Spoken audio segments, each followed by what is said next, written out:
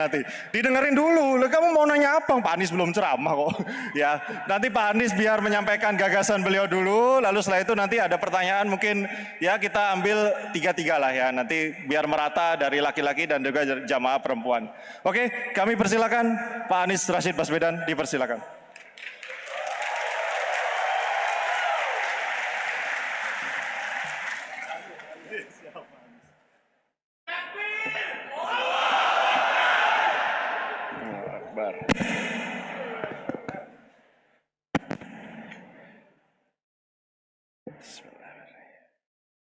Assalamualaikum warahmatullahi wabarakatuh. Alhamdulillahi rabbil alamin. Wassalatu wassalamu ala sayyidina Muhammadin wa ala alihi wa ashabi ajmain. Rabbi shrah li sadri wa yassir li amri wahlul 'uqdatan min lisani yafqahu qawli. Raditu billahi rabba wa bil islami dina wa bil Muhammadin nabiyya wa rasulah. Rabbi zidni ilman warzuqni fahmah. Amin. Amma ba'du. Jamaah Masjid Raden Patah rahimakumullah, senang sekali akhirnya saya bisa kembali ke Universitas Brawijaya, dan sejak datang tadi sambutannya hangat luar biasa. Tadi saya jumpa Pak Rektor, saya jumpa Pak Dekan, saya bilang ini datang ke sini ketemu dengan begitu banyak mahasiswa dari tadi siang. Rasanya seperti datang ke kampus sendiri. Suasana perubahan kuat sekali di tempat ini. Iya. Ya. Ini kuat sekali. Tadi saya ngobrol dengan Pak Rektor juga. Alhamdulillah. Sebelum kita ngobrol lebih jauh, saya ingin menyapa, terima kasih Ketua Takmir Masjid Bapak Muhammad Khalid Mawardi, Ketua Dewan Pakar Profesor Unti Lutikdo, Dewan Pembina dan seluruh jajaran pengurus pembina Masjid Raden Patah yang sudah mengundang ke sini. Sebetulnya lama sudah niat untuk balik ke Brawijaya. Cuman penjadwalan, dan secara kebetulan kantor saya di Jakarta itu namanya kantornya di Jalan Brawijaya. Jadi betul itu. Setiap kali dengar kata Brawijaya itu tempat semasa hari-hari kita beraktivitas. Hari ini kumpul kembali di sini, dan terima kasih yang datang dari mana-mana. Ada yang dari luar Malang datang? Mana yang luar Malang? Acungkan tangan luar Malang. Masya Allah.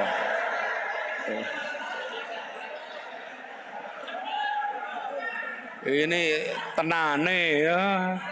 Bener luar Malang? Hah? Coba diulang yang luar Malang, mana acungkan tangan. Masya Allah. Jadi ini muhajirin semua ya di sini. Ansornya Malang nih. Jadi terima kasih yang meluangkan waktu. Tadi saya jumpa ada dari Magetan, ada dari Pasuruan, sempat ketemu tadi, dan dari Solo.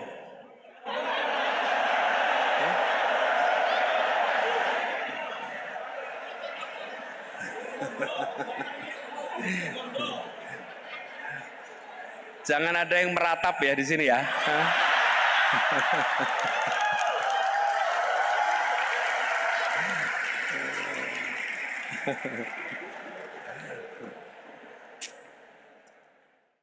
Masya Allah. Nanti nggak jadi diskusi kita ini ngomongin. Nah, malam ini saya dapat tugas ini bicara soal meneguhkan hati dan lain-lain. Tapi melihat animo di sini kelihatannya kita banyakin dialognya ya. Setuju? Setuju. Memang perlu lebih banyak dialog negeri ini. Tidak boleh terlalu banyak monolog. Ya. Kalau terlalu sering monolog itu nantinya lupa mendengar apa yang sesungguhnya jadi aspirasi rakyat. Ya. Dan dialog itu tidak selamanya yang diungkapkan enak di telinga. Tapi sesungguhnya pandangan yang diungkapkan walaupun tidak enak di telinga, dia enak untuk masa depan kita bersama. Itu namanya kritik. Gitu. Nah, saudara-saudara sekalian, ini kita berkumpul di kota Malang, sejuk, dikelilingi pegunungan, dan mahasiswanya dari berbagai tempat. Malang ini telah menjadi kota pelajar sekarang. Kota berkumpulnya mahasiswa dari seluruh Indonesia.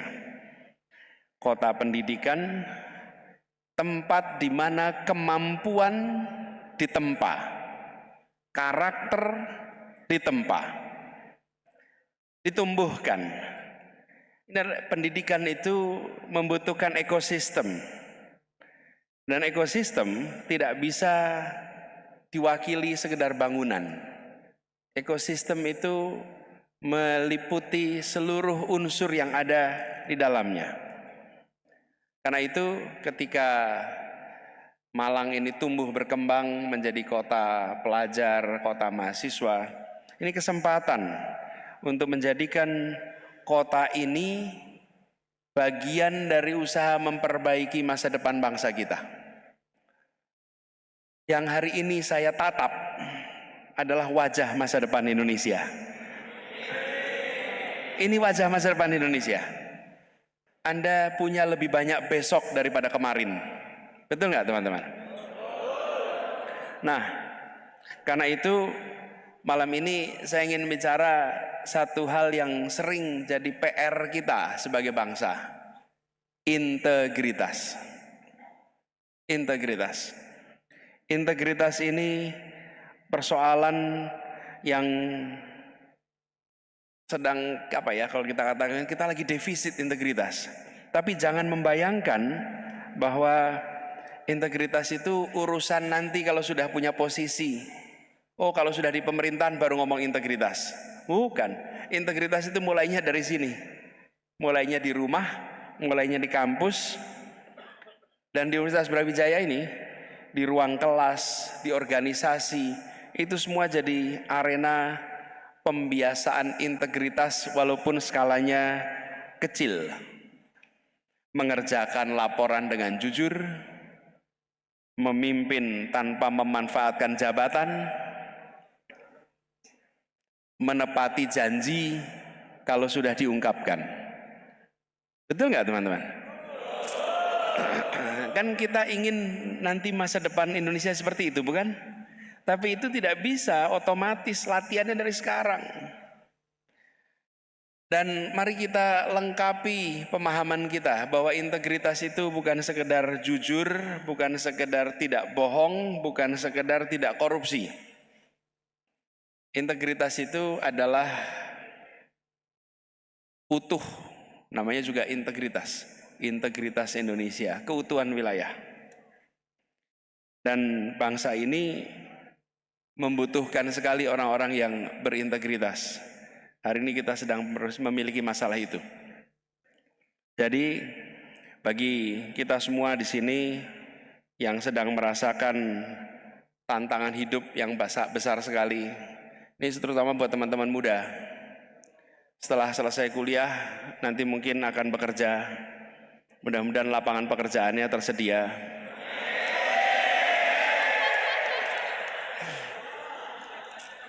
Insya Allah Anda lulus 19 juta sudah ada nanti. Amin loh. Saya itu heran loh. Setiap kali saya ngomong 19 juta lapangan pekerjaan kok pada rame gitu loh. Loh, kan Anda senang bukan kalau ada 19 juta lapangan pekerjaan itu? Betul nggak teman-teman? Betul. Jadi jangan dikritik, doakan itu jadi kenyataan.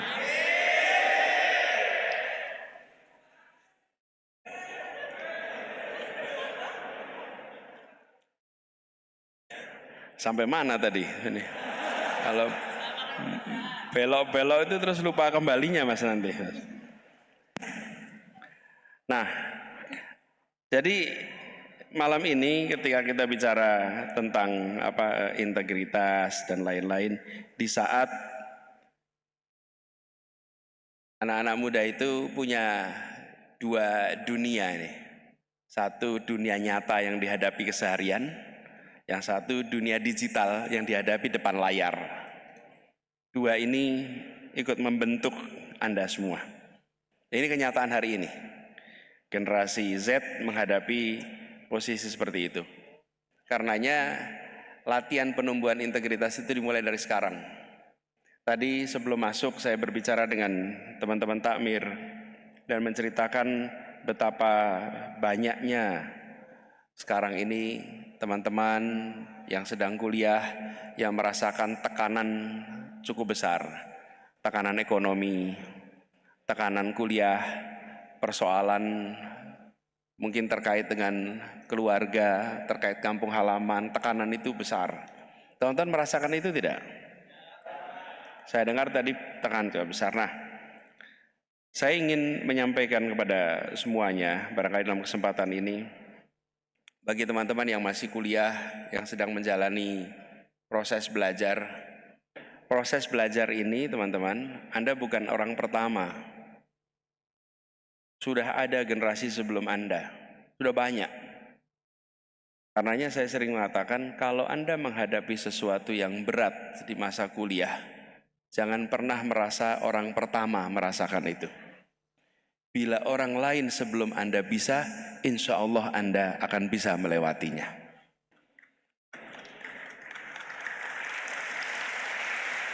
Jadi selalu jaga optimisme itu.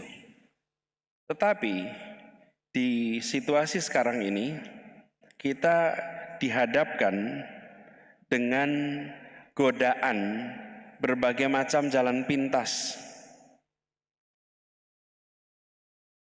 Godaan jalan pintas itu hadir ketika ujian, ketika ada tugas. Jalan pintas yang paling sering muncul namanya plagiarisme. Plagiarisme untuk lulus cepat, nepotisme untuk naik posisi,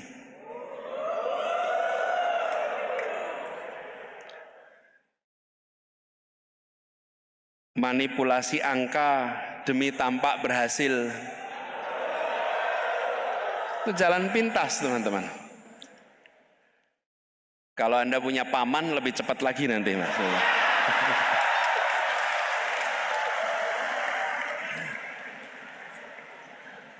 Ini jalan pintas seperti ini itu merusak otot integritas. Seperti atlet olahraga yang tergoda pakai doping. Pakai doping untuk meraih medali. Apa yang terjadi? Badannya pun bisa rusak. Betul tidak teman-teman? Jadi, jangan gunakan jalan pintas itu. Jangan sampai begini teman-teman. Kita menyaksikan orang-orang di puncak-puncak kekuasaan menggunakan jalan pintas. Kita mengkritik, kita mengejek, kita mentertawakan. Tapi di saat yang bersamaan, kita mempraktekkan di lingkungan kita masing-masing. Lingkungan kita masing-masing. Ujian, cari bocoran. Jawaban, cari dari teman. Ketika menulis, cari joki. Ketika ada pekerjaan, dikerjakan oleh orang lain. Banyak sekali praktek-praktek itu terjadi. Karena itu, yuk kita sama-sama. Yang di Brawijaya, insya Allah kejadian itu tidak ada. Dan itu artinya, seperti tadi tidak menggunakan doping. Mungkin melewati jalan itu bisa melelahkan, bisa kalah, bisa gagal. Tapi disitulah sesungguhnya kalau sebagai analogi otot itu ditempa, otot itu digembleng. Dan meneguhkan diri bahwa semua perjalanan adalah ikhtiar. Dan setiap ikhtiar insya Allah bila diiringi dengan kerja keras, keikhlasan dan doa, akan mengantarkan kita ke puncak-puncak baru dalam perjuangan pribadi-pribadi kita. Jadi pesan yang ingin saya sampaikan, mari kampus-kampus jadilah ruang di mana integritas itu dipraktekkan. Kalau di luar sana meritokrasi dikalahkan dengan koneksi, maka di kampus meritokrasi mengalahkan koneksi. Bisa enggak? Harus bisa. Di kampus meritokrasi mengalahkan koneksi. Prestasi menjadi rujukan, bukan ordal, bukan seperti disebut tadi koneksi. Nah, ini adalah bagian dari usaha menyiapkan Indonesia masa depan yang lebih baik. Kita tidak ingin praktek-praktek yang sekarang ada itu menurun ke generasi berikutnya. Teman-teman, Anda pemilik masa depan, bawa ke masa depan integritas, bawa ke masa depan prestasi berdasarkan meritokrasi, bukan berdasarkan yang lain.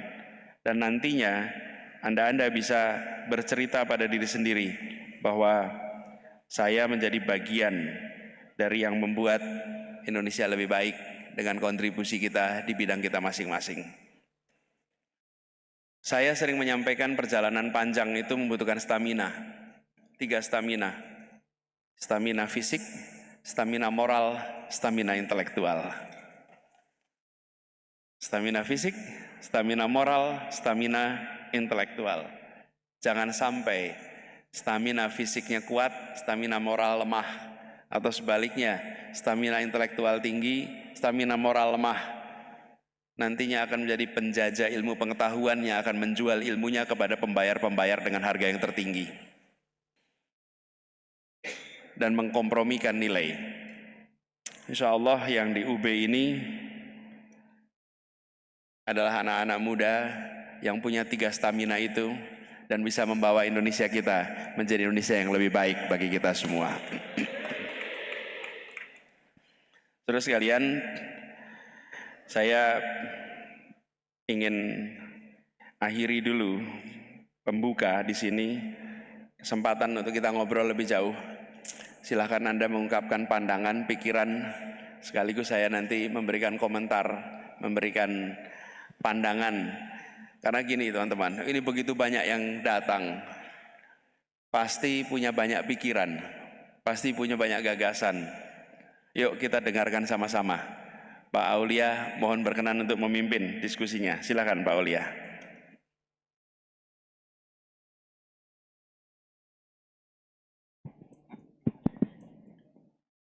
Baik, terima kasih Pak Anies atas pembukaannya teman-teman tentang integritas ini sangat penting sekali menurut saya.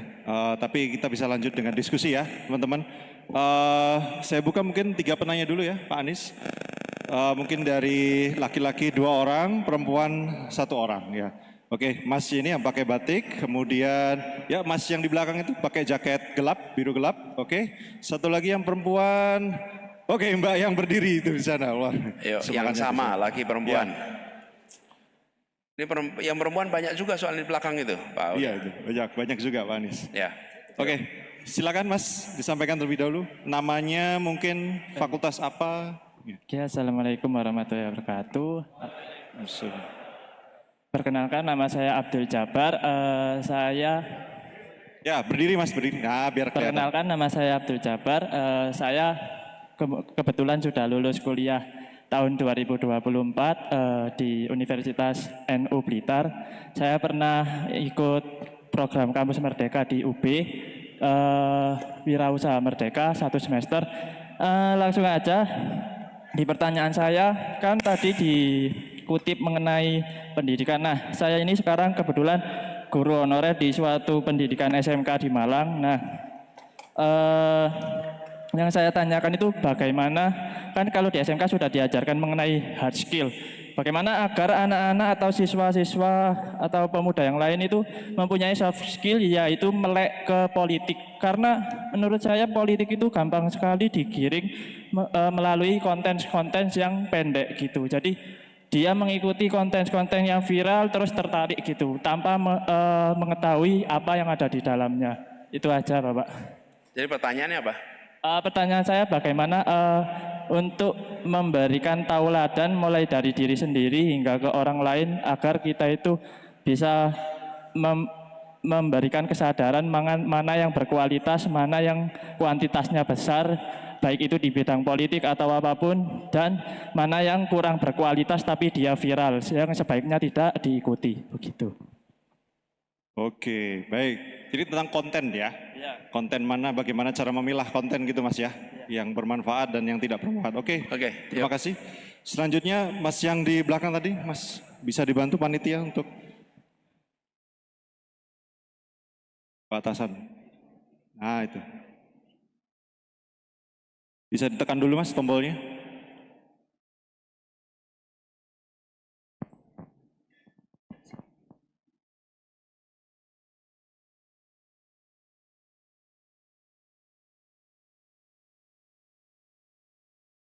Ya bisa, ada mikrofon lain?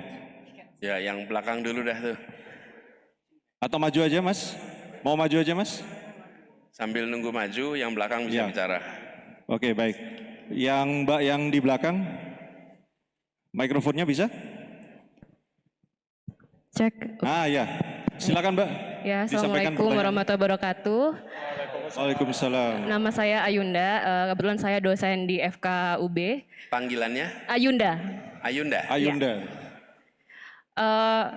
Mungkin konteksnya adalah kita saat ini sama-sama semua itu seperti diburu-buru ya Pak, dengan kurikulum yang ada, capaian yang diminta, kemudian kita berharap mahasiswa itu nanti akan jadi satu sosok yang ya ketika lulus akan menjadi sosok leader gitu. Tapi dengan banyaknya capaian ini kita seolah-olah dikejar-kejar waktu, dan yang seperti dibilang tadi ya, banyak hal seperti AI dan sebagainya yang membuat kita itu cara instan yang kita pakai. Yang saya tanyakan, bagaimana sih sebagai pengajar untuk membentuk dan juga mensupport ya adik-adik ini biar kita bisa menjadi model tapi juga proses untuk mengubah agar tidak hanya fokus pada akhir gitu. Yang mungkin saat ini agak susah ya menurut saya karena kita sudah punya framing-framing yang seolah-olah ya itu adalah sebuah kewajaran, kita emang harus seperti ini, harus seperti itu, mengajar ini dan itu. Tapi bagaimana yang realistis untuk bisa kita mulai dengan kondisi yang mungkin tidak seideal itu. Terima kasih. Baik, sudah ditangkap Pak Anies? Iya, jadi tentang bagaimana caranya supaya pelajar atau mahasiswa itu bisa fokus pada proses juga gitu Bu ya. Tidak hanya fokus pada hasil akhir. Betul. Tidak hanya fokus pada hasil akhir. Oh ya, oke. Baik, terima kasih Bu Dr. Ayu ya dari FK. Mas tadi mana tadi Mas yang? Ah ya ini di sini. Ada mikrofon Mas? Oke. Amit Mas. Ya, Assalamualaikum warahmatullahi wabarakatuh. Perkenalkan, nama saya Raffi Al-Zikri Yusran. Saya berasal dari Pekanbaru. Panggilannya? Ya, panggilannya Raffi aja Pak. Raffi? Ya, Raffi. Pekanbaru, siap. Ya. Kuliah di mana? Jadi saya kuliah di Universitas Muhammadiyah Malang dan sedang menempuh semester 8. Jadi ini sebuah kehormatan ya, mendapatkan kesempatan untuk bertanya kepada Bapak langsung ya. Jadi akan saya gunakan seefektif mungkin dengan mengajukan sebuah pertanyaan yang berkaitan dengan mikrofonnya dekatkan. Oh, dekatkan.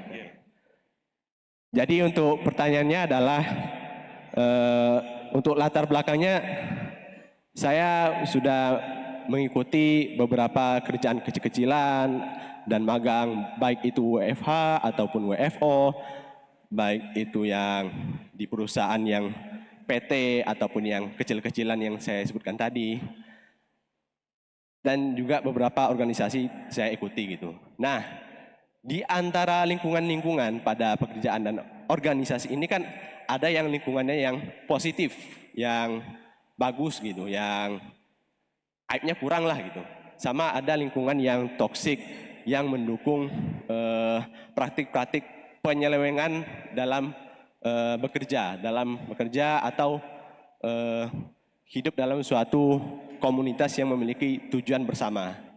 Bisa itu seperti menyelewengkan keuangan gitu dalam pekerjaan atau menyelewengkan tugas-tugasnya, seenaknya memberikan tugas yang berlebihan kepada bawahan dan sebagainya gitu. Pertanyaannya? Nah, pertanyaannya adalah bagaimana kami ini sebagai mahasiswa nanti ketika sudah lulus dan akan menempuh lapangan pekerjaan gitu, mencari lapangan pekerjaan yang seadanya ya sekarang ini, bisa istiqomah, konsisten untuk menghindarkan diri kita sendiri dari lingkungan-lingkungan yang toksik tersebut, dan agar kita tidak terpengaruh mengikuti pengaruh-pengaruh negatif tersebut sehingga ikut melakukan praktik penyelewengan tadi seperti korupsi, kolusi dan nepotisme gitu. Jadi untuk pertanyaannya sekian dari saya. Terima kasih. Terima kasih. Terima kasih Mas Raffi dari UMM.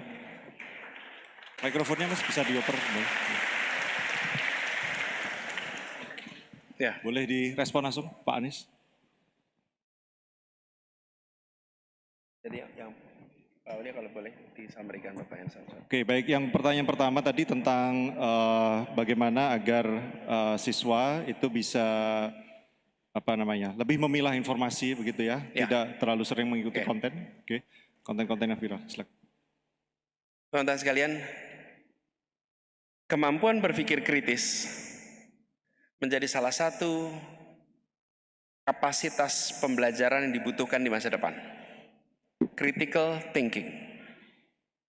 Seseorang yang memiliki kemampuan berpikir kritis, dia selalu mampu melihat dari sisi lain karena muncul pertanyaan-pertanyaan yang jujur, pertanyaan-pertanyaan yang tak terfikirkan. Karena itulah saya menganjurkan critical thinking ditumbuhkan, dilatih oleh kita semua, termasuk oleh saya, dalam semua urusan. Tadi ditanya, bagaimana kita mengolah begitu banyak informasi, bagaimana kita tidak terbawa dengan informasi-informasi yang keliru. Benteng terkuat di dalam menghadapi disinformasi dan banjir informasi adalah critical thinking. Itu benteng terkuat. Bila seseorang memiliki kemampuan berpikir kritis, dia tidak akan termakan oleh hoax dan tidak menjadi penyebar hoax. Yang biasanya menyebarkan hoax biasanya ikut menyebarkan tanpa sengaja. Kenapa? Karena informasi tidak dikritisi. Tidak dikritisi, diterima, sebar, terima, sebar. Tapi seseorang yang memiliki kemampuan berpikir kritis, informasi itu selalu ditelisik. Lalu berpikir kritis itu memunculkan pertanyaan-pertanyaan. Dari berpikir kritis muncul kreatif, dari kreatif muncul inovasi, dari inovasi muncul kebaruan. Kebaruan tidak akan muncul kecuali ada inovasi, inovasi nggak muncul ada kreatif, kreatif nggak muncul ada kritis. Nah itu kemampuan berpikir kritis menjadi penting sekali. Nah umat Islam salah satu masalah terbesarnya adalah kemampuan berpikir kritis hari ini tidak banyak ditumbuhkan. Kita menilai keberhasilan anak-anak kita dari kemampuan mengimitasi, bukan dari kemampuan bertanya, bukan dari kemampuan mengeksplorasi. Semakin tinggi nilai, semakin sama jawaban dengan dia diajarkan, maka makin tinggi nilainya. Dulu, pertanyaan-pertanyaan ujian itu ditulis di sini, Anda baca. Besok ke depan pertanyaannya kertas kosong. Ini saya beri kertas kosong, kerjakan apapun di sini. Ini kalau Anda tidak memiliki kemampuan berpikir kritis, tidak mungkin kreatif, tidak mungkin inovatif, dapat kertas bingung apa yang mau dikerjakan. Kenapa? Karena terbiasa mendapatkan ujian dengan tulisan pertanyaan-pertanyaan di sini. Masa depan tidak begitu. Dan pekerjaan di masa yang akan datang adalah pekerjaan yang membutuhkan kemampuan berpikir kritis. Jadi pertanyaan tadi, saya ingin gunakan itu untuk mengirimkan pesan, yuk kita tumbuhkan kemampuan berpikir kritis. Nah, kemampuan berpikir kritis itu jangan hanya dipakai untuk melihat pemerintah. Kita kalau lihat pemerintah kritis, Ya, ada ini kritis. Tapi kritis itu dalam semua hal. Teman-teman, apapun yang Anda lihat di sekeliling Anda kasih pertanyaan. Di podium ini, ada bendera Palestina, ada bendera Indonesia. Kalau mikir, kenapa dipasang di situ? Buat apa? Tanya aja. Kenapa pakai begitu? Kenapa dipasang di situ? Kenapa ini ada? Kenapa itu begitu? Itu teman-teman yang merangsang kita selalu berpikir mengapa ini terjadi. Dan itu nanti akan memunculkan ide-ide baru. Jadi jawaban pertama teman-teman, yuk kita tumbuhkan kemampuan berpikir kritis. Lalu yang kedua, kita menghadapi gelombang informasi yang luar biasa besar. Bisakah itu ditutup dengan sensor? Tidak bisa. Karena itu kita harus belajar memilah mana informasi yang dipakai, mana yang tidak. Dan universitas, institusi pendidikan sudah tidak bisa lagi melakukan blokade, nggak cukup.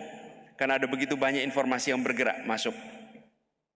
Bahkan saya sempat reflektif begini.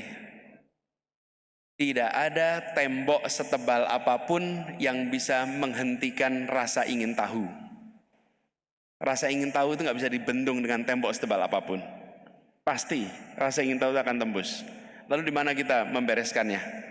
Membereskannya justru dengan menumbuhkan kemampuan berpikir kritis agar bisa memilah informasi. Yang kedua, Ayunda, ya fokus pada proses bukan saja pada hasil. Saya rasa kita semua sama.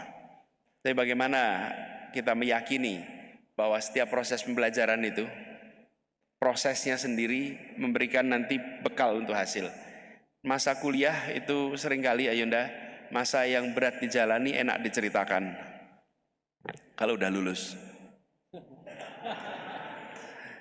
Kalau belum lulus apa yang mau diceritakan?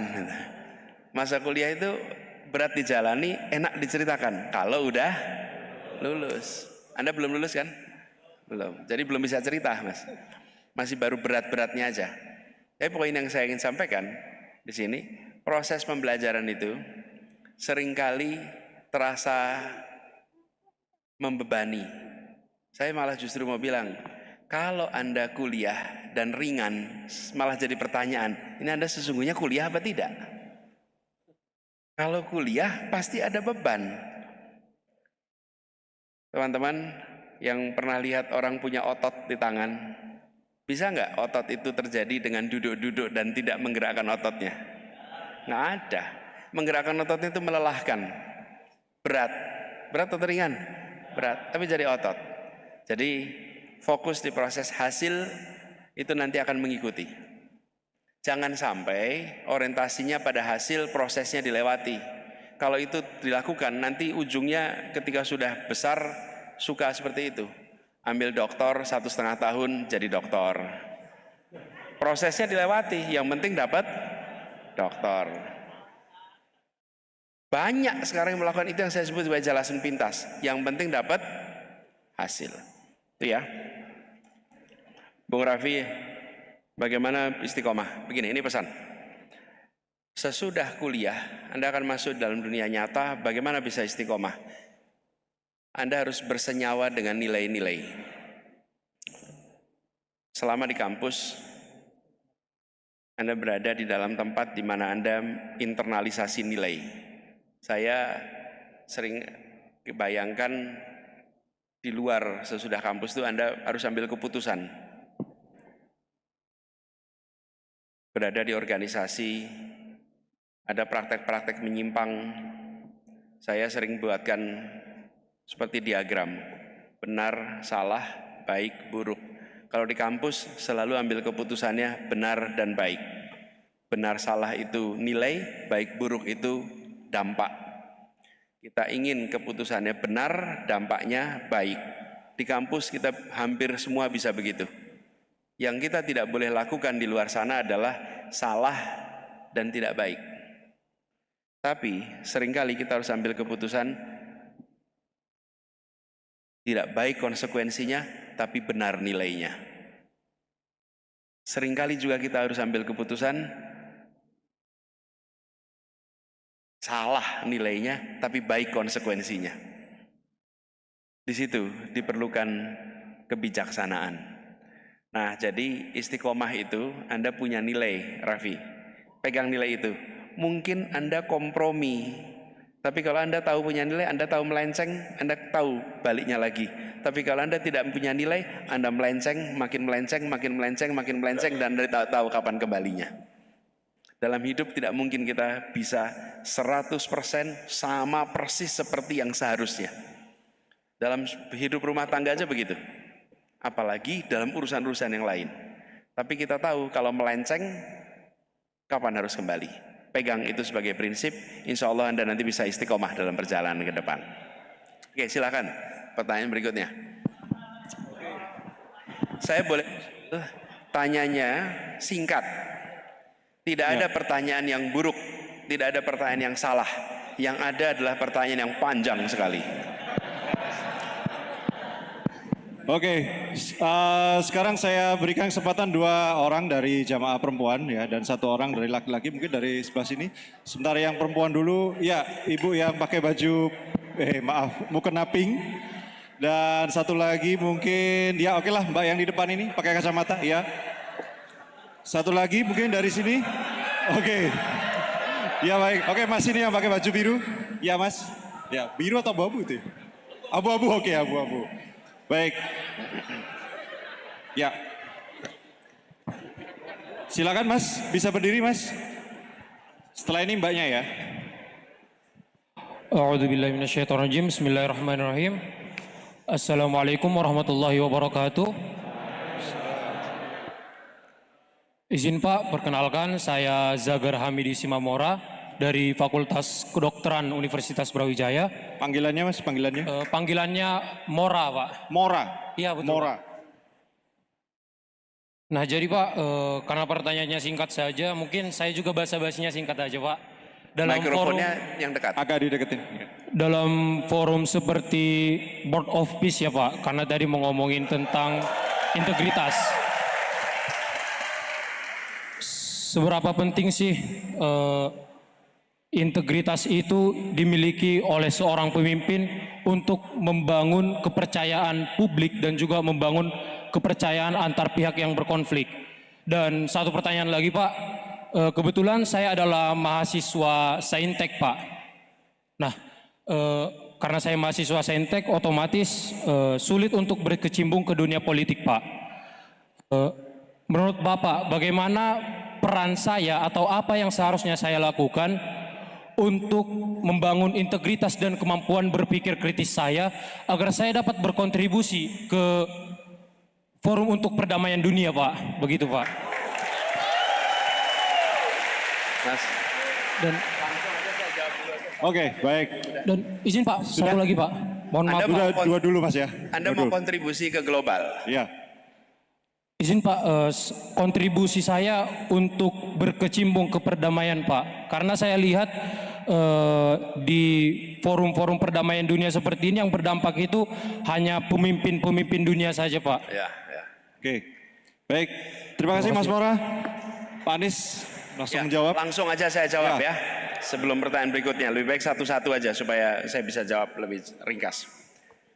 Dia pertanyaan begini, pertanyaan bagus sekali nih Mora ini. Pertanyaan begini, bagaimana kita membangun integritas untuk bisa menghasilkan kepercayaan, betul ya? Iya betul Pak. Ya. Teman-teman, kalau Anda punya HP, Anda punya kertas, tulis jawaban ini. Ini rumus ini. Rumus. Boleh ditulis. K sama dengan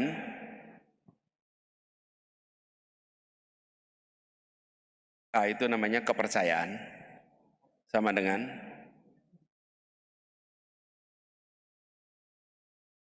K1 tambah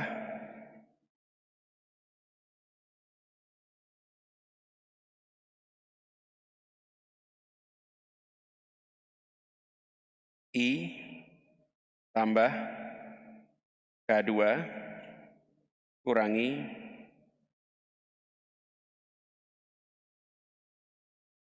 KP. K itu kepercayaan sama dengan K1 tambah I tambah K2 kurangi KP. Oke. K1 apa kira-kira? Kompetensi. I apa? Integritas. K2 kedekatan. KP kepentingan pribadi. Jadi kalau Anda ingin dipercaya, nomor satu, kurangi kepentingan pribadinya itu. Karena itu pengurang loh, sebesar-besarnya kompetensi, sebesar-besar integritas, sebesar kedekatan, kalau kepentingan pribadinya gede, kepercayaan turun. Mau contoh? Banyak. Berprestasi, begitu mementingkan keluarganya, langsung turun kepercayaan. Betul tidak, teman-teman? Ya, Anda pemimpin daerah, pemimpin manapun, begitu keluarga dikasih kesempatan, kepentingan pribadi, kepentingan kelompok, kepercayaan langsung turun, langsung. Walaupun integritas tetap, kompetensi tetap, betul nggak teman-teman? Nah, kendalikan itu. Jadi jawabannya, integritas itu unsur penting untuk membuat kepercayaan. Kepercayaan ini amanah. Sifat kepemimpinan Rasul ada berapa? 4. Apa saja? Amanah, sidik, fatonah, tabligh. Nih amanah nih. Dari awal yang dimiliki Rasulullah adalah amanah. Sifat amanah itu. Dari mana amanah itu terjadi? Punya kemampuan, betul tidak? Punya kedekatan, punya integritas. Lalu tidak ada kepentingan dirinya. Wah, lengkap itu. Jadi itu, saudara sekalian, kalau kita bisa melatih dari sekarang, insya Allah nanti lulusan dari Malang ini keluar pribadi-pribadi yang bisa dipercaya oleh masyarakatnya. Jadi nanti kalau Anda ditanya, dari mana? Ya itulah. Dan pemimpin, Anda menjadi pemimpin itu karena apa? Karena jabatan atau karena faktor lain? Bukan jabatan. Bukan. Seseorang disebut imam, syaratnya ada makmum. Saya sholat di mihrab ini dengan pakai jubah imam, sholatnya sendirian, boleh nggak saya disebut imam? Boleh nggak? Tidak. Jadi yang membuat saya jadi imam siapa?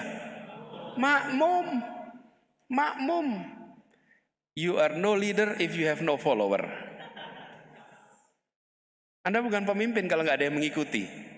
Jadi syarat pemimpin itu adalah orang memiliki pengikut.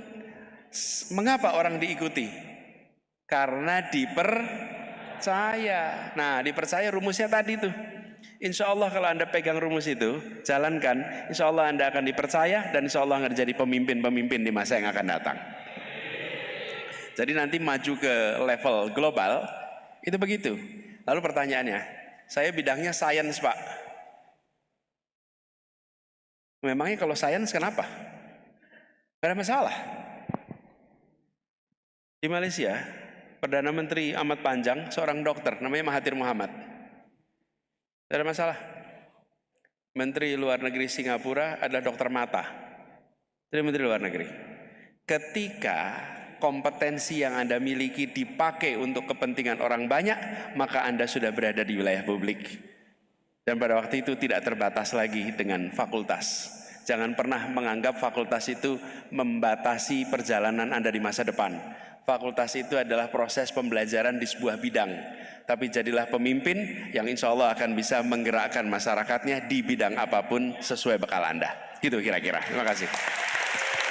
Yuk, berikutnya. Oke. Berikutnya. Tadi Mbak yang berkacamata, dan satu lagi Mbak. Mikrofonnya mohon bisa dibagikan yang perempuan. Ya, ini Mbak yang di depan. Mikrofon yang dekat ya, Dek. Ya, didekatkan ya Mbak. Baik, terima kasih atas kesempatannya. Sebelumnya perkenalkan Pak, saya Husnul Khotimah Rangkuti dari Fakultas Kedokteran Universitas Brawijaya, panggilannya Husnul. Panggilan? Husnul. Husnul. Husnul. Baik Pak, saya izin bertanya terkait fakta yang dimana saat ini kan tenaga kesehatan itu sudah sangat bekerja maksimal dalam melayani masyarakat, tetapi ternyata di samping itu banyak sekali masih kayak keluhan atau tenaga kesehatan ini disalahkan. Nah sehingga tenaga kesehatan ini kan padahal juga dikenal di negara sendiri sebagai gaji mungilnya. Nah sehingga banyak sekali yang berpikiran, jangankan dari tenaga kesehatannya, bahkan dari para mahasiswa yang masih berkuliah juga sudah kayak menyusun rencana ingin mengabdi di luar negeri karena iming-imingnya lebih dihargai begitu Pak. Nah menurut Bapak supaya pola pikir ini itu tidak terus berlanjut, bagaimana cara kami atau bagaimana motivasi yang tepat agar kami tetap terus semangat dan dalam berintegritas dalam melayani masyarakat di negara, dalam melayani orang-orang di negara sendiri. Terima kasih Pak.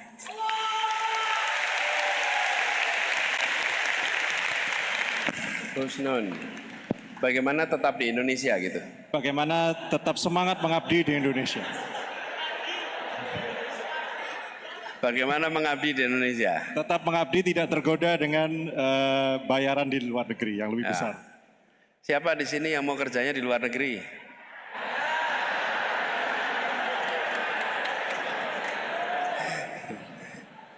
Kenapa mau kerja di luar negeri?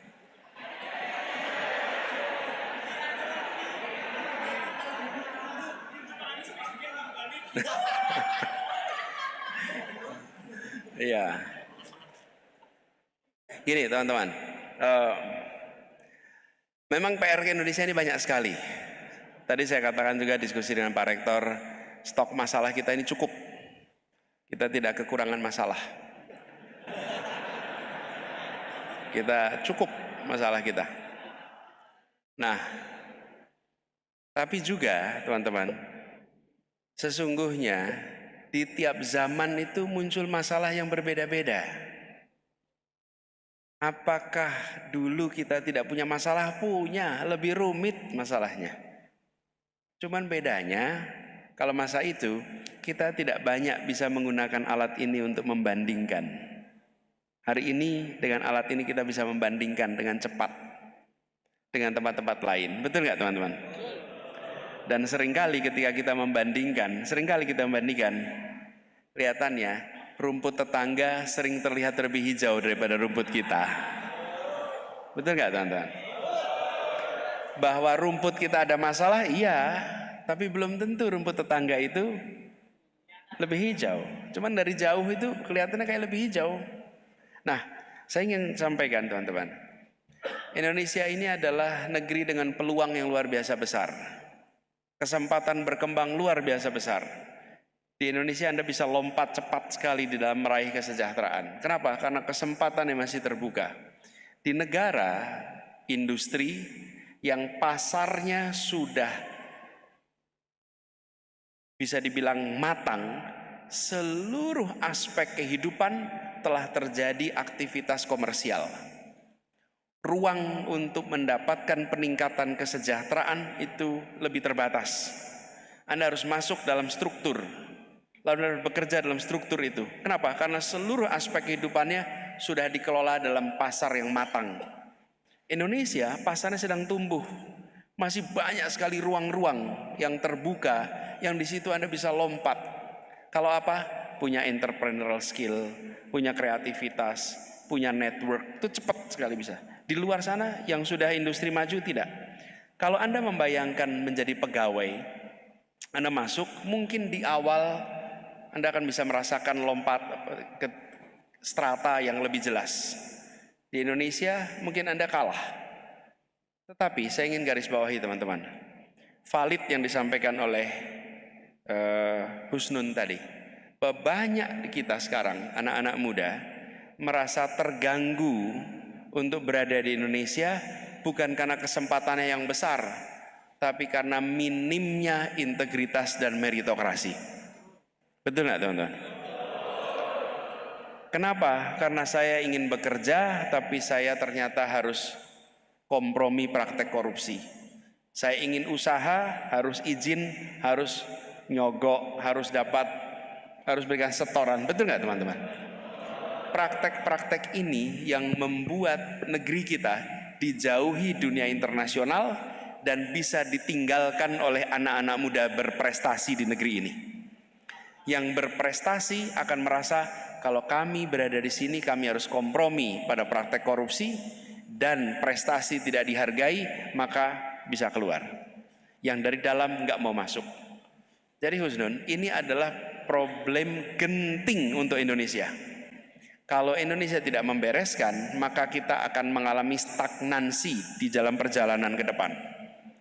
Dunia internasional meninggalkan, tidak ada orang mau investasi pada perusahaan Anda, pada kegiatan Anda ketika bukunya tidak jujur. Betul nggak teman-teman? Nah mungkin. Kalau Indonesia laporan keuangan pemerintah tidak sesuai dengan fakta, tidak akan bisa dapat pinjaman. Betul nggak teman-teman? Kenapa rating-rating kita turun? Salah satu sebabnya karena diragukan datanya. Bahkan prediksi tentang penurunan harga minyak di Indonesia, di Asia, satu-satunya negara yang diberi tanda kutipnya itu apa? Tidak bisa diprediksi datanya, itu hanya Indonesia. Karena data kita belum tentu mencerminkan faktanya. Itu yang membuat dunia internasional sekarang menjauh dari Indonesia. Tadi satu kata, integritas. Yang kedua, meritokrasi. Meritokrasi itu apa sih? Posisi berdasarkan prestasi. Yang berprestasi dikalahkan. Dan ini teman-teman terasa sekali. Anda perhatikan, Indonesia di dalam Olimpiade kemarin, bisa dapat emas nggak kita? Dapat. Apa dapat emasnya? Panjat tebing. Panjat itu. Angkat besi, apa lagi? Bulu tangkis ya. Perhatikan, semua sifat olahraganya tunggal, bukan bergu. Kenapa bergu kita nggak pernah berhasil? Saya mengalami ketika tugas gubernur. Pelatih-pelatih klub U15, U14 berkeluh kesah, Pak, kita membentuk kesebelasan, titipan dari mana-mana datang. Akhirnya 7 berdasarkan prestasi, 4 titipan, jadi kesebelasan. Tapi kalau tunggal nggak berani titip. Mau ikut Olimpiade Fisika, kita sampai internasional. Berani nggak titip untuk Olimpiade Fisika? Nggak bisa, nggak mungkin. Titip Olimpiade Matematika, bisa tidak? Nggak bisa. Panjat tebing, pakai titipan? Nggak bisa. Ini problem di kita, karena kita tidak pegang integritas. Jadi, Husnun, bagaimana menjaganya? Cari yang saya sebut tadi, pulau-pulau integritas. Cari institusi berintegritas. Banyak di Indonesia. Anda di dunia swasta ada. Di pemerintahan ada tapi minim memang. Tantangannya besar. Tapi kalau Anda petarung, pilihlah rute yang penuh dengan pertarungan. Iya.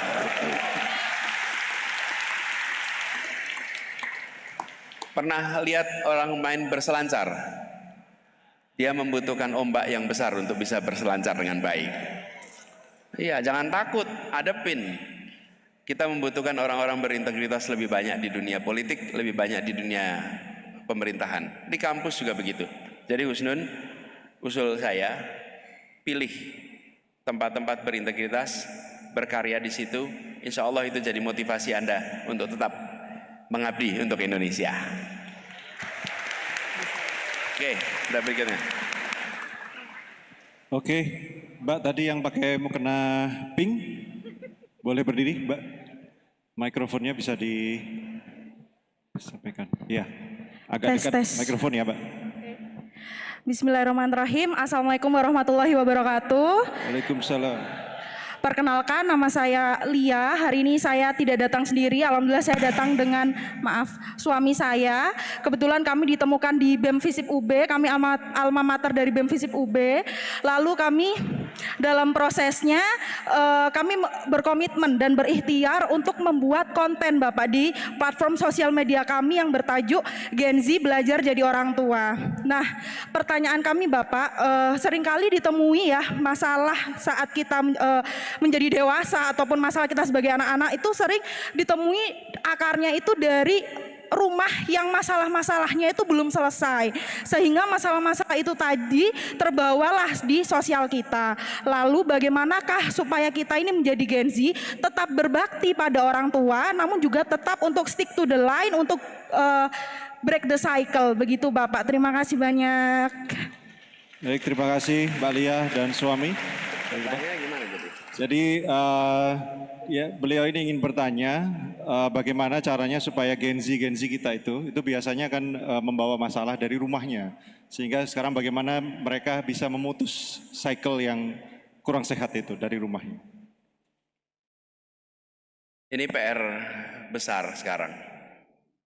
Bahkan saya merasakan di dalam percakapan sosial media banyak ketemu dengan anak-anak yang merasa tidak ada kedekatan dengan ayah.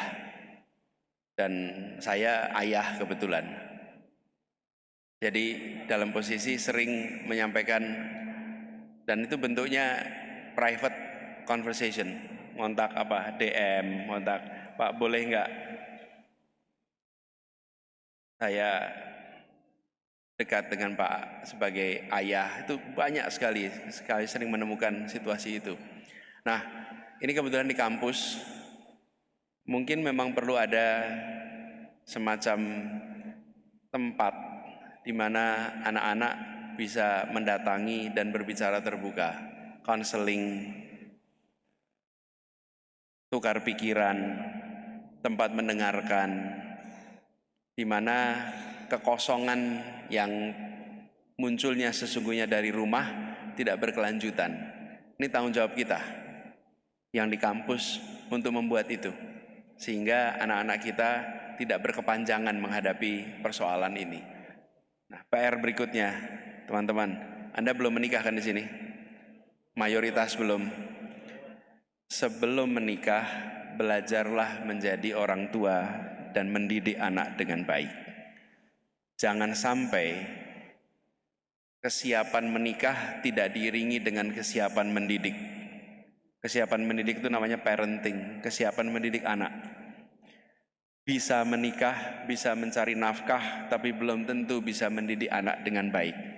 Siapkan sekarang supaya rumah-rumah kita menjadi rumah-rumah di mana anak-anaknya merasa ada kasih sayang dari orang tua yang lengkap, agar tidak menyisakan PR di institusi pendidikan dan di lingkungan masyarakatnya. Gitu ya jawabannya. Makasih.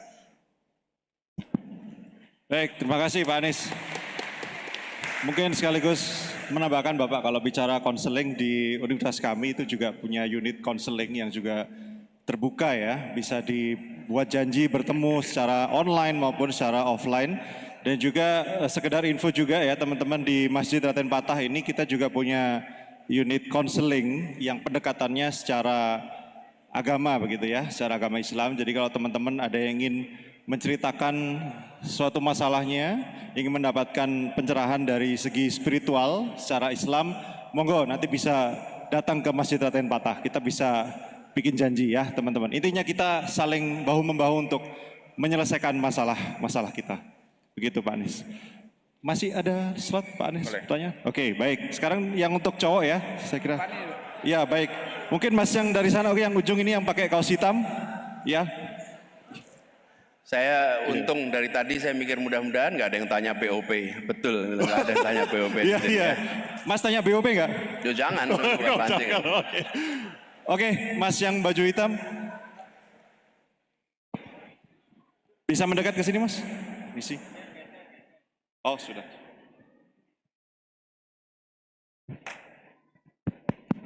Oke, baik. Assalamualaikum warahmatullahi wabarakatuh. Waalaikumsalam. Perkenalkan, nama saya Ihwan Mahdi, sesuai dengan harapan orang tua saya, Ihwan Mahdi, laki-laki pemimpin. Saya mengambil jurusan politik, hukum, syariah. Kebetulan saya merupakan salah satu orang dari Sulawesi Tenggara Yang di kampung saya, dari kecil saya selalu berpikir, Pak, kenapa Indonesia itu menjadi negara kesatuan bukan negara bagian? Karena di kampung saya terdapat 18 tambang. Ada mulai tambang emas, tambang gula ketiga terbesar di Indonesia. Tapi saya selalu sakit hati, bagaimana dengan kampung saya yang di Sulawesi Tenggara? Saya dari kecil nggak pernah naik kereta, teman-teman. Karena di kampung saya nggak ada kereta sama sekali. Kereta. Karena infrastruktur tidak anu. Saya tidak mungkin merantau ke Jawa ini, ke Pulau Jawa. Kalau pendidikan itu ada di kampung saya sendiri. Kebetulan sekarang saya tidak mudik. Karena transportasi yang begitu jauh untuk pulang di kampung. Saya selalu ingin bertanya, pendidikan yang ada di Indonesia itu tidak merata. Makanya saya ambil politik bagaimana supaya kampung saya, tempat saya besar, itu tidak dikuasai oleh tambang-tambang itu. Ada namanya pulau, teman-teman. Mungkin selalu teman-teman dengar tentang pulau yang ada di Raja Ampat. Tapi teman-teman selalu lupa, ada pulau juga yang kecil namanya Pulau Kabaena. Itu dikuasai oleh tambang-tambang besar dan bahkan diprediksi akan tenggelam, dikeruk sumber daya alamnya. Tapi kami sebagai warga lokal itu hanya mendapatkan cerfikan hanya sedikit, mulai dari investasi pendidikan dan lain sebagainya. Yang ingin saya tanyakan, Pak, saya selaku mahasiswa S1 yang baru semester 4, saya ingin ke depannya pendidikan tidak hanya berinvestasi ke Pulau Jawa, menyebar ke seluruh pelosok-pelosok Indonesia. Bagaimana langkah yang dapat saya ambil sebagai mahasiswa hukum yang akan berkelanjutan di bidang tersebut? Sekian. Terima kasih. Ya. Iwan dari Sulawesi Tenggara, Iwan ya. Ya, di sana banyak sekali nikel dan begitu banyak sumber daya alam lain. Ini yang diceritakan sama Iwan ini adalah persoalan yang dirasakan di seluruh Indonesia, pemerataan pendidikan. Kalau merata, barangkali tidak semua pergi ke Malang untuk kuliah, tidak harus pergi ke Jogja, tidak harus pergi ke Bandung, betul tidak? Nah, karena itu yang dibangun jangan hanya satu kota, tapi semua kota yang ada di Indonesia. Bangunnya apa? Pendidikan, kesehatan. Itu penting sekali. Jadi yang Bung sampaikan benar. Tapi itu tidak kemudian serta-merta masalahnya karena kita bentuknya kesatuan. Tidak serta-merta kesatuan. Apakah ada jaminan kalau kita bentuknya federasi itu tidak terjadi? Tidak ada jaminan. Kenapa? Ini saya katakan. Itu seperti matrik. Kesatuan, federal, vertikal. Sentralistis, desentralistis, horizontal. Ada negara kesatuan yang desentralistis. Tapi ada negara kesatuan yang sentralistis. Lalu ada juga negara federal desentralistis, ada federal yang sentralistis. Jadi kuncinya bukan pada federal atau kesatuan, tapi pada sentralistis atau desentralistis. Nah, kita menyaksikan bahwa pengelolaan sumber daya alam yang tersentralisasi kebijakannya membuat wilayah-wilayah kaya sumber daya alam itu tertinggal kesejahteraannya. Bagaimana Maluku Utara sebagai provinsi dengan pertumbuhan ekonomi tertinggi sekaligus salah satu tempat kemiskinan terbesar. Sulawesi Tenggara salah satunya. Pertumbuhan ekonomi yang sangat pesat tapi kemiskinan dan ketimpangan luar biasa. Ini terjadi kenapa? Karena tadi kebijakan itu. Nah, ini harus dikoreksi. Koreksinya dari mana? Ya proses demokrasi. Ya kita harus berjuang sama-sama, teman-teman. Berjuang sama-sama.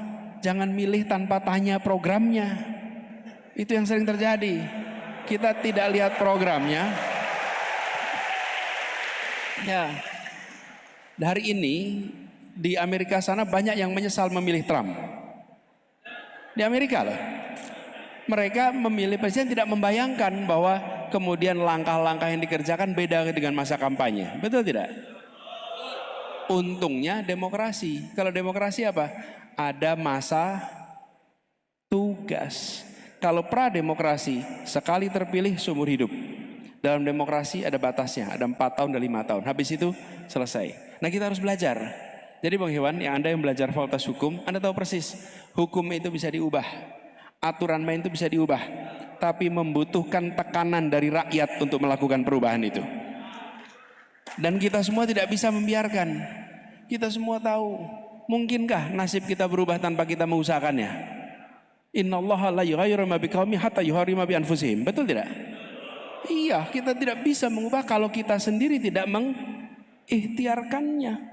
Jadi kita tidak mungkin bilang, oh mudah-mudahan ada orang lain nanti yang mengusahakan. Jangan. Mahasiswa perjuangkan. Ikhwan, Anda perjuangkan supaya Sulawesi Tenggara lebih adil pembagiannya.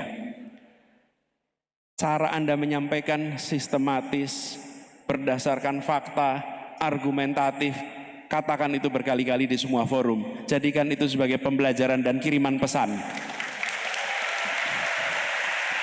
Dan Ikhwan tadi bilang, kalau Anda ketemu dengan siapapun, bilang, Bapak, jika saja pendidikan di Sulawesi Tenggara beres, saya tidak perlu berada di kota Malang ini.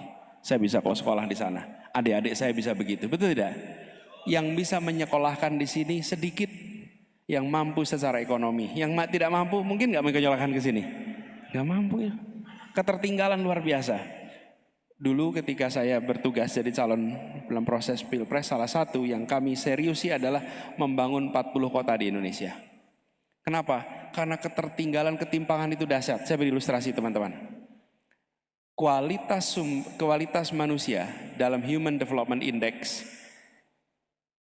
antara Jawa, Sumatera dengan seluruh wilayah Indonesia itu selisihnya 6 poin. Selisihnya 6 poin. Tapi untuk mencapai 6 poin dibutuhkan waktu 10 tahun. Artinya ketertinggalan antara Jawa Sumatera itu sama, dengan luar itu ketertinggalannya berapa? 10 tahun. 10 tahun itu waktu yang panjang. Apalagi kalau hanya Jawa, nggak pakai Sumatera. Maka perbedaannya bisa sampai 8 poin dalam indeks human development. Dan kalau 8 poin itu bisa lebih dari 10 tahun. Jadi yang Anda katakan tadi, ketimpangan itu nyata. Nah jangan sampai begini, kita sudah dikirim belajar di Jawa, setelah lihat di Jawa, bekerjanya di Jawa, meninggalkan kampung halaman juga. Makin tertinggal pula, makin terbelakang pula.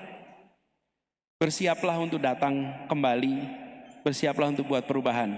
Dan buat yang kita yang di sini, mari kita tuntut sama-sama bahwa negeri ini hanya bisa bersatu, hanya bisa utuh bila ada keadilan bagi seluruh rakyat Indonesia, bukan hanya mereka yang berada di puncak-puncak di Jakarta ini. Oke. Ada lagi? Baik, yang Jamaah Putri, ya sebentar, saya kasih kesempatan Mbak yang jauh di sana itu, yang pakai baju terang. Ya Mbak. Ya betul. Silakan berdiri. Bukan belakangnya lagi Mbak, yang di belakang sendiri. Iya. Oh yang di atas ya, habis ini yang di atas ya. Bisa maju ke depan Mbak, mikrofonnya. Iya, bisa mendekat ke mikrofon mungkin.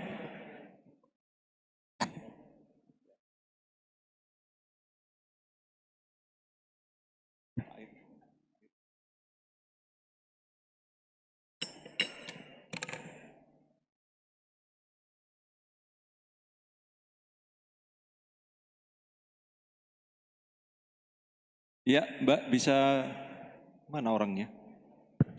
Tes. Baik, Assalamualaikum warahmatullahi wabarakatuh. Agak maju Mbak, gak kelihatan Mbak. Boleh permisi agak maju sedikit.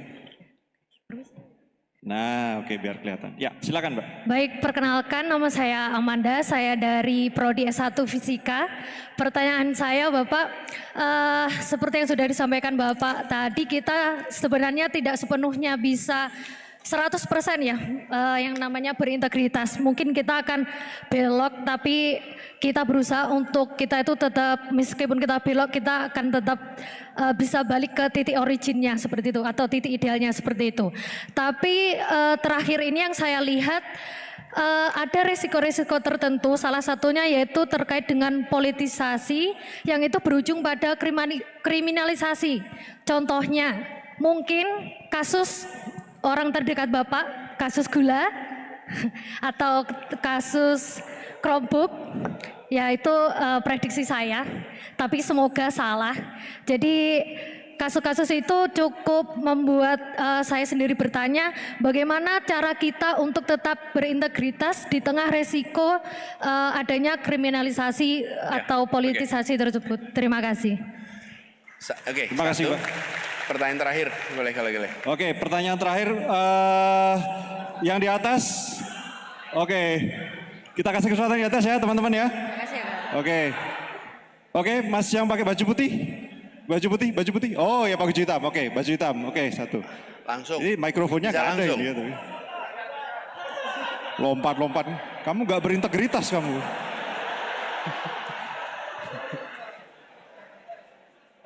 Anda bisa ngomong, kita dengarkan bisa nggak? Ada yang bisa ke atas panitia? Nganterin mikrofon? Apa? Turun. Ya udah, cepet turun. Pertanyaannya tadi apa Mas? Yang tadi pertanyaannya. Bagaimana supaya tetap berintegritas di tengah resiko? Oh ya.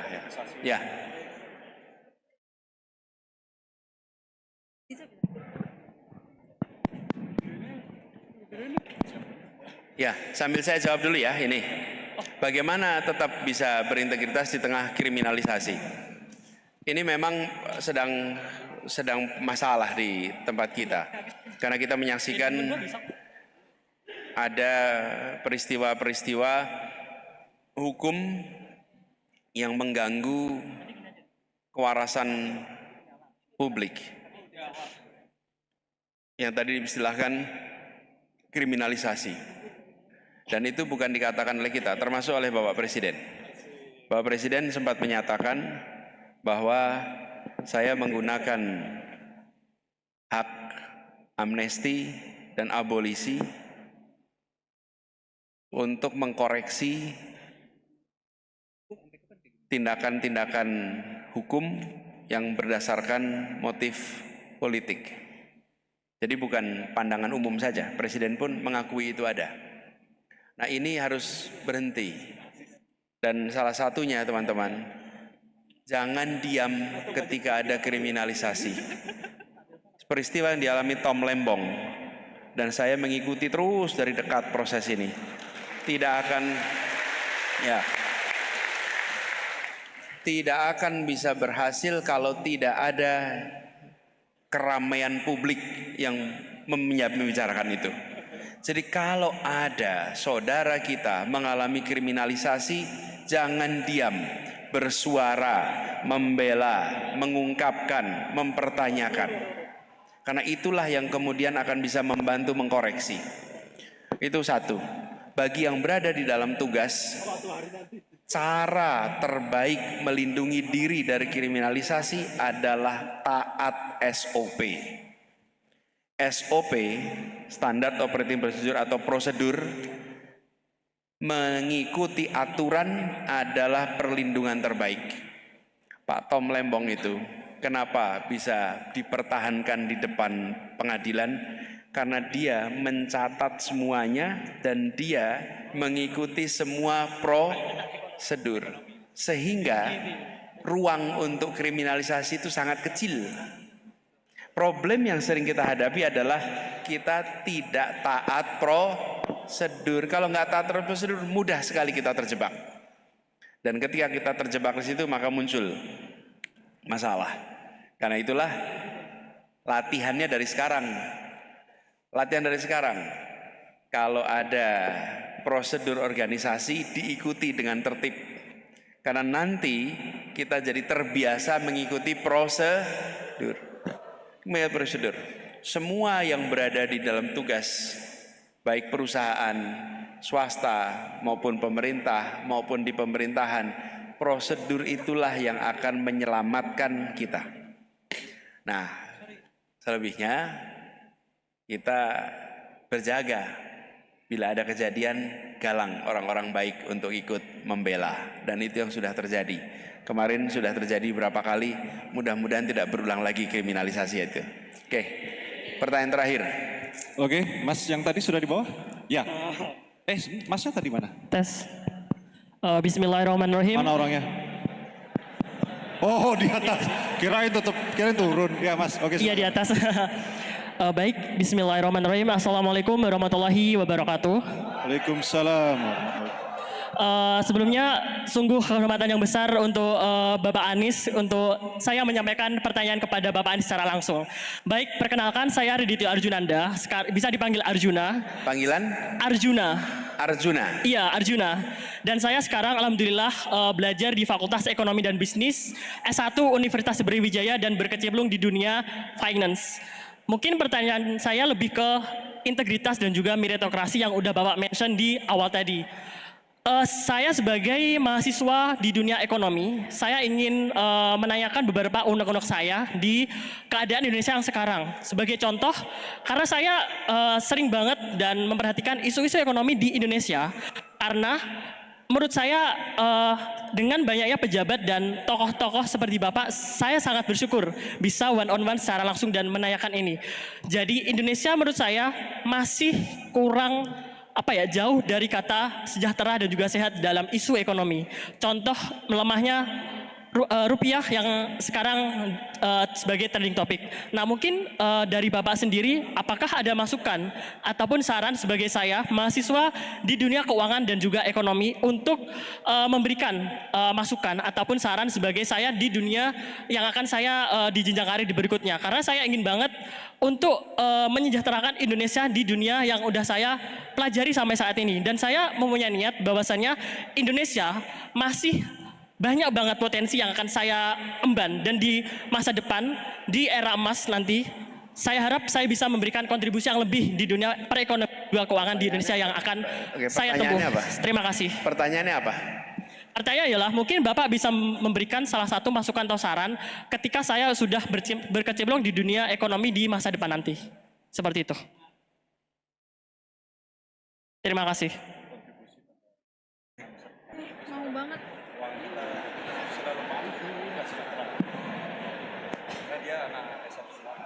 Oh. Kalau ya mudah-mudahan ada lapangan pekerjaan.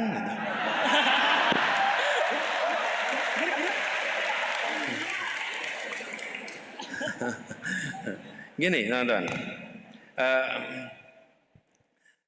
Anda membayangkan tidak siapa kompetitor Anda di masa depan?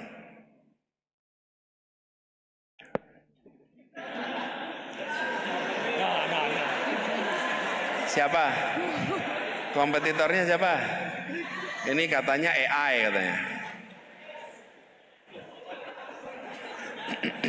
Teman-teman, ada kalau boleh saya usul, Anda proyeksikan kira-kira siapa kompetitor UB atau universitas-universitas di Malang di masa depan?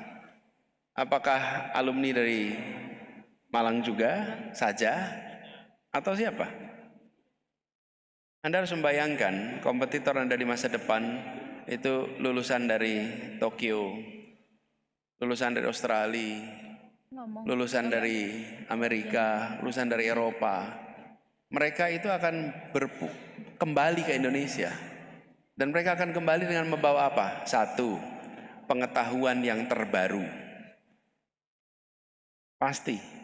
Yang kedua, jaringan global. 3, kemampuan bahasa internasional. 4, mereka cenderung punya bekal secara finansial. Ini ke depan nih.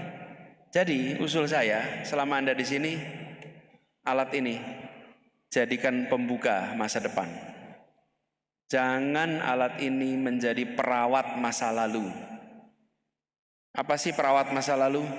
Alat ini dipakai untuk networking dengan teman SD, SMP, SMA. Ini artinya dia menjadi alat untuk merawat masa lalu. Bila seseorang usianya di atas 60-an, nggak apa-apa gunakan ini untuk merawat masa lalu. Tapi Anda usianya 20-an, gunakan alat ini untuk membangun masa depan Anda. Nih. Jadi, pertanyaan sederhana, lokasi kuliah boleh di mana saja. Tapi jejaring yang terbangun global. Pertemanan terbangun global.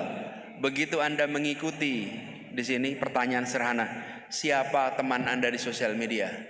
Apakah pusat-pusat penelitian di bidang Anda di seluruh dunia?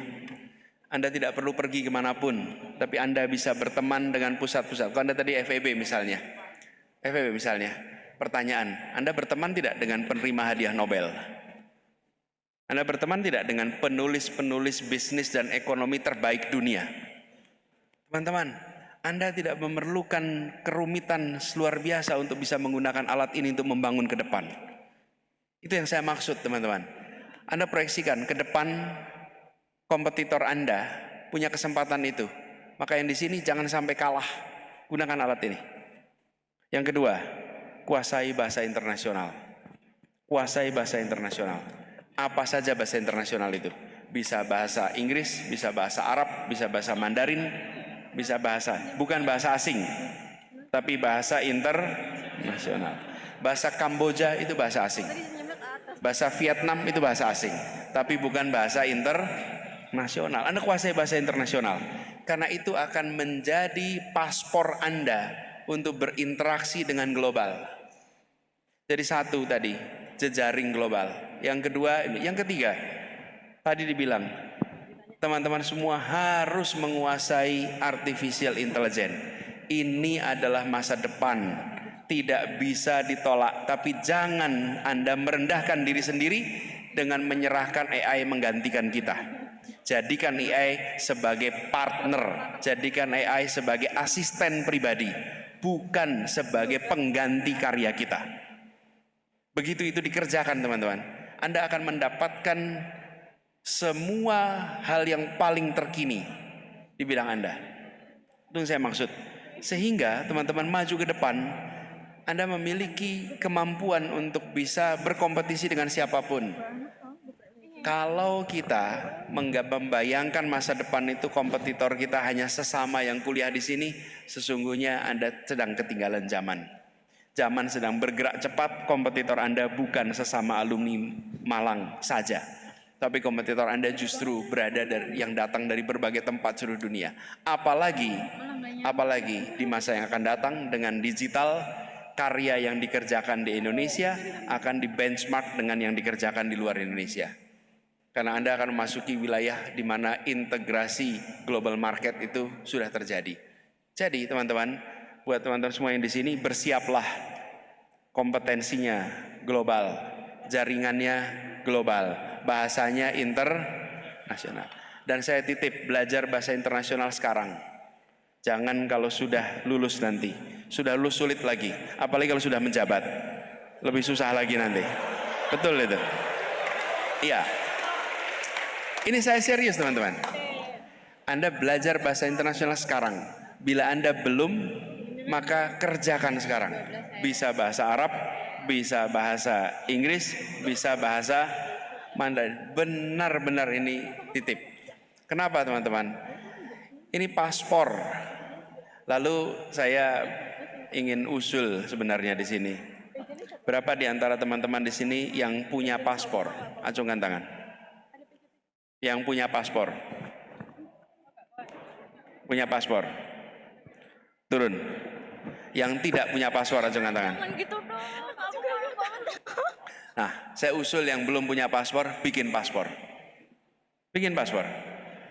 Dan gunakan kesempatan untuk Anda sesekali pergi ke tetangga kita sebelah untuk lihat Indonesia dari luar, untuk Anda menyaksikan ini loh wajah kompetitor kita di masa yang akan datang. Sekali saja, cukup pergi ke Surabaya, Anda akan bisa dapat, dan hari ini penerbangan sangat murah. Pergi ke negara tetangga kita, lihat itu, supaya apa? Kita memiliki bayangan masa depan kita, tantangan seperti apa. Itu ya, Bung, jawabannya untuk yang terakhir tadi, Arjuna. Saudara sekalian, tentu banyak kita bisa diskusikan, tapi saya ingin rangkum sedikit, teman-teman.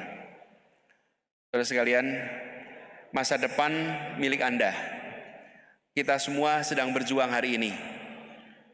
Kekuatan anak muda karena punya dua, peran masa kini dan peran masa depan. Masa kini jangan jadi mahasiswa yang pasif, jadilah mahasiswa yang aktif, jadilah mahasiswa yang menggerakkan, jadilah mahasiswa yang kritis, mahasiswa yang tidak tinggal diam ketika menyaksikan ada penyimpangan yang ada di masyarakat kita. Jangan diam.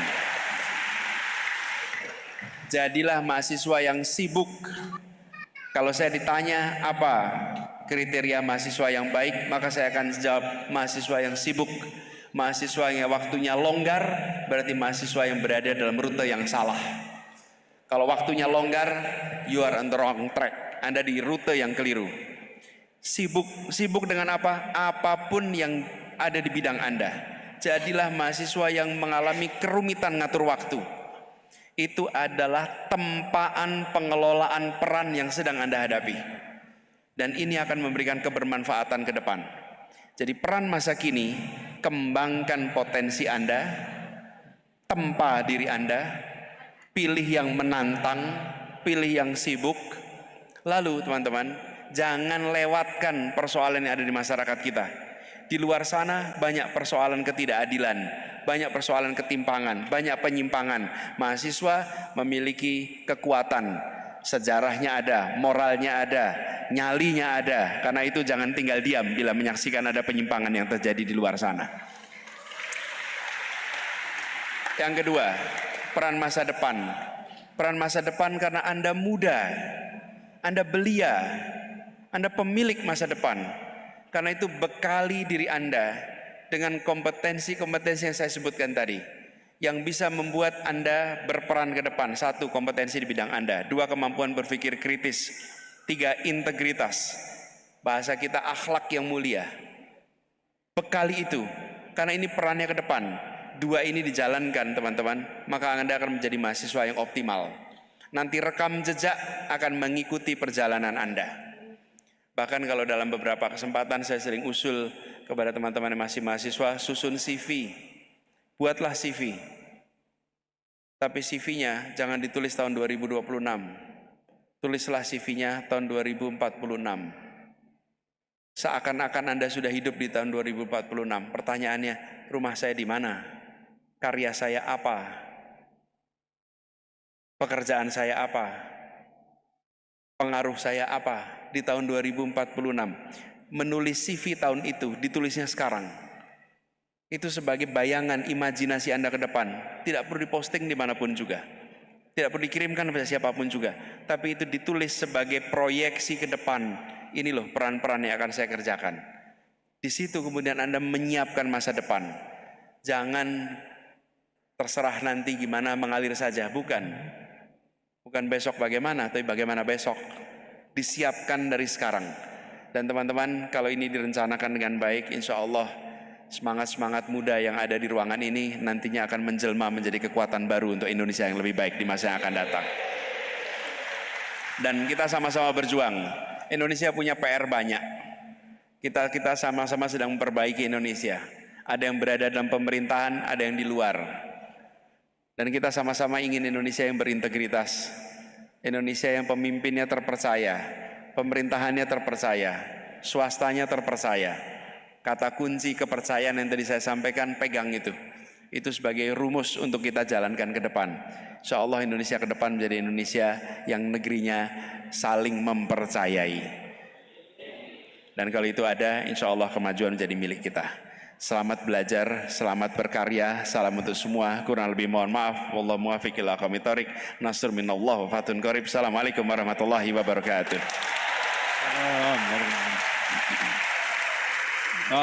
Pak Anies mohon tetap di sini karena ada sedikit souvenir yang akan disampaikan dari Takmir Masjid Raden Patah, akan disampaikan oleh Ketua Takmir Bapak Muhammad Khalid Mawardi, PhD. Monggo silakan Pak Anies dan Pak Mawardi. Baik.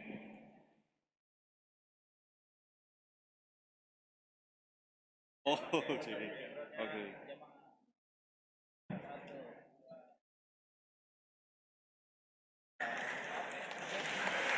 Baik. Terima kasih banyak Pak Anies Rashid Baswedan. Oh ya, baik. Kita foto bersama ya, Pak Anies mungkin bisa menghadap ke depan sini. Kita akan berfoto dengan Takmir. Ya. Woi, oke. Kamera.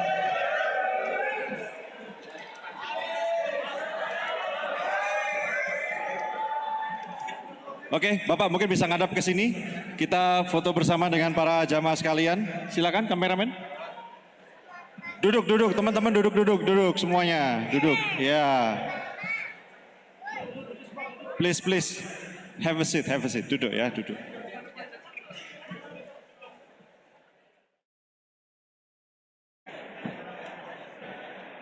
Ya, sembari kami umumkan bahwa Masjid Raden Patah di 10 malam terakhir ini terbuka 24 jam ya teman-teman.